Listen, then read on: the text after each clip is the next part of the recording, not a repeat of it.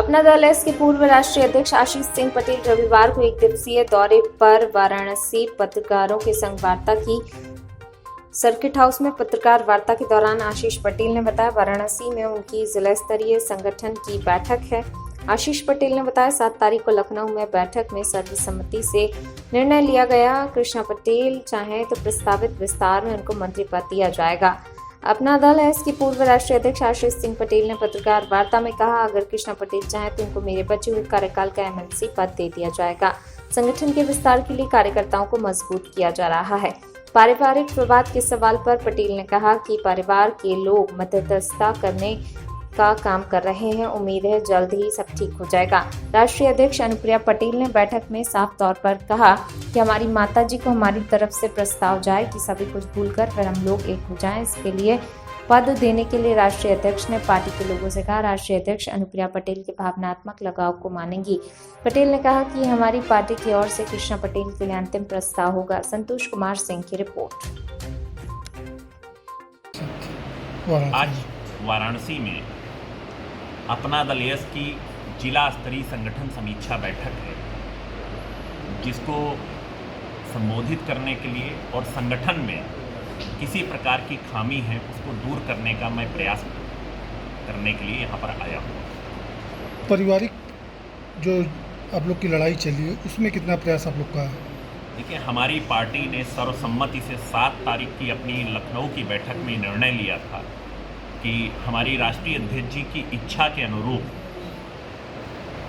आदरणीय कृष्णा पटेल जी, जो हमारी राष्ट्रीय अध्यक्ष जी की मां भी हैं और हम सबके लिए पूजनीय यशाकाई डॉक्टर सोनेलाल पटेल साहब की पत्नी भी हैं, उनको एक प्रस्ताव दिया जाए कि वो और अपना दल एस मिलजुल करके काम करे और उनको उत्तर प्रदेश सरकार में प्रस्तावित मंत्रिमंडल विस्तार में उन्हें मंत्री पद दिया जाए और अगर वो चाहें तो उन्हें एमएलसी का भी पद दे दिया जाए। जो मेरा बचा हुआ कार्यकाल है मैं उसके लिए इस्तीफा दे दूँगा। कृष्णा पटेल के साथ पल्लवी पटेल है और उनका कहना है कि कृष्णा पटेल उसी जगह रहेंगी जहाँ पल्लवी रहेगी।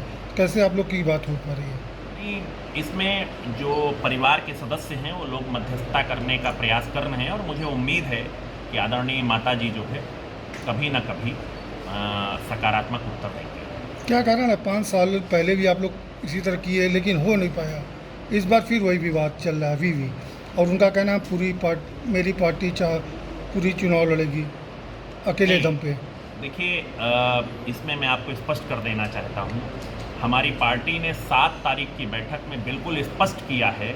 हमारे राष्ट्रीय अध्यक्ष जी के भावनात्मक लगाव को देखते हुए हमारी राष्ट्रीय अध्यक्ष जी ने अनुरोध किया पूरी पार्टी से कि मैं ये चाहती हूँ कि मेरी माताजी को मेरी ओर से एक ये प्रस्ताव जाए, तो पार्टी ने उनके इस प्रस्ताव पर सहमति जताई तथा ये भी कहा कि ये पार्टी की ओर से अंतिम प्रस्ताव होगा। इसके बाद से उनसे कभी भी राजनीतिक बातचीत नहीं की जाएगी।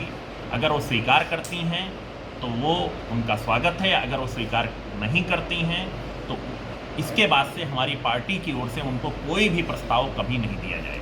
तो क्या लगता है कोई लालच दे के कृष्णा जी को अपने ओर खींचा जा रहा है?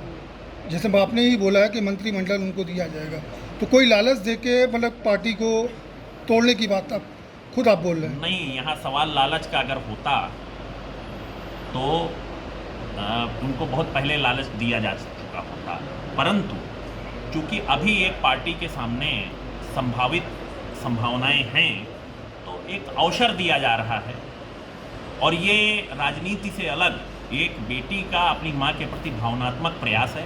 इसके बाद से हमारी पार्टी के स्तर से कोई भी प्रयास नहीं किया जाएगा। ये अवसर तो इसके पिछले साल भी अनुप्रिया जी ने भी दिया था कृष्णा पटेल जी को। नहीं, इसके पहले ऐसा अवसर कहाँ आया? नहीं, उसके पहले दे चुकी थी वो रोनिया विधानसभा में। उन्होंने खुद बोला था कि माँ कहीं आ जाती है तो उनको कोई मंत्रिमंडल हम दिलवा देंगे। नहीं, तो जब मंत्रिमंडल का अवसर आएगा तब दिया जाएगा।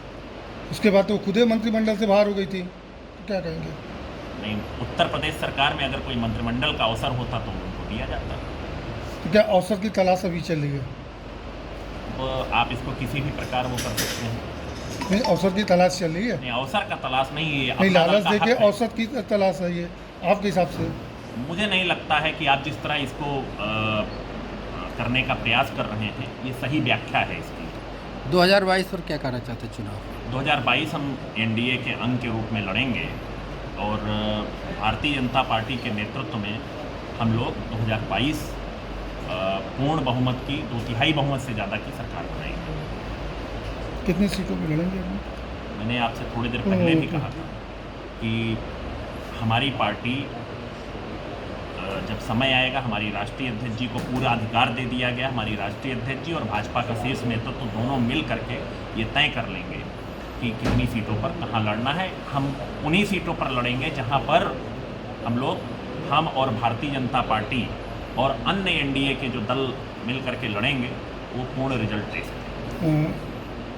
अभी आपने एक आरोप बता रहे थे, पल्लवी को आरोप बताया, क्या है ये? देखिए,